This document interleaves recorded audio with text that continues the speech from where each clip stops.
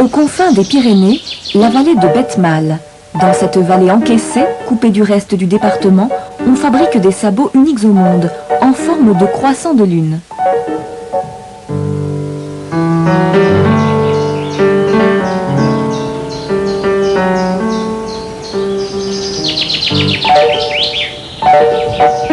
Là, je vais tailler mon sabot et la pointe du sabot dans le fil du bois. Elle est vraiment très bien faite. J'aurais presque la paire de sabots avec celle-ci, hein, mais qui est trop courte. Donc il me faudra courir encore à droite et à gauche pour trouver une autre ébauche d'à peu près le même gabarit pour faire la paire de sabots. 4 types d'arbres conviennent à la fabrication de ces sabots. Le châtaignier, le hêtre, le frêne et le bouleau. On commande très longtemps à l'avance les sabots chez Pascal Juseau, car le temps est aussi un facteur de réussite.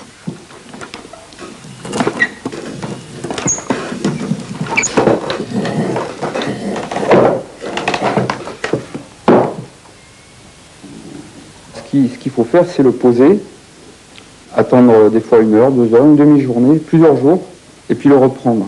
Ça se fait pas d'affilée, quoi. L'origine du sabot de Betmal repose sur une légende. Les habitants de la vallée l'auraient taillé ainsi afin de pouvoir accrocher au bout de la pointe le cœur sanguinolent des Sarrasins occupants de leur région.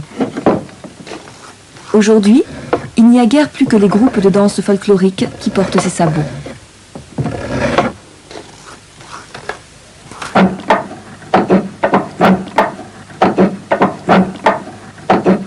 L'autre particularité des sabots de Betmal, c'est qu'ils n'ont pas de talons et qu'ils ont une semelle donc pas vraiment plate mais un peu creuse, hein, pour que le sabot en marchant repose sur les bords, ce qui évite une usure prématurée de toute la semelle. Le sabot devra reposer 6 mois. Le bois doit travailler. Passé ce délai, il sera retaillé et achevé. Alors ça, c'est la bride en métal qu'on pose sur le sabot, qui sert à tenir le pied.